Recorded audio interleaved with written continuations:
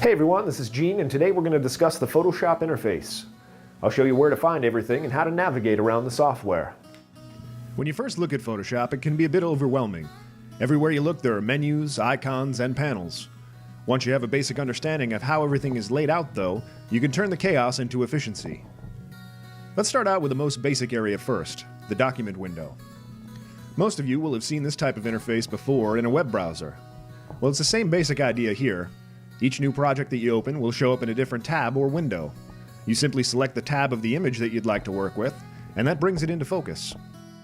You can close and rearrange the windows the same way that you would in a browser. Before we move on to the application menu, I'd like to make a note of a subtle difference between PC and Mac. On PC, the menu is located at the top left corner of the application bar, rather than on the main desktop bar where it appears on the Mac.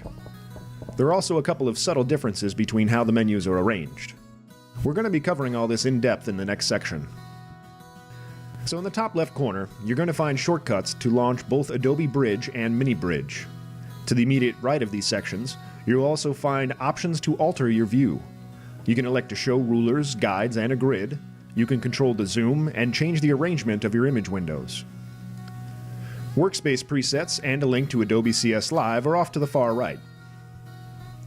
Right below this top section is the control panel. When you select a tool to use, additional options will appear in this area where you will be able to customize the tool behavior. The panels are located on the right side of the screen. These panels give us information relating to our image, and they allow us to fine-tune our work. We'll be discussing some of the more commonly used panels in depth later in this section. The panel windows are tabbed just like the work area, and they function largely in the same way. One main difference is the ability to minimize the panels and then access them using simple icons. This is going to give you some extra space, and it's also helpful if you're working on an image in landscape view. Finally, the Tools menu is off to the very left edge of the screen. It contains all of the icons for the various tools that you'll be accessing in Photoshop.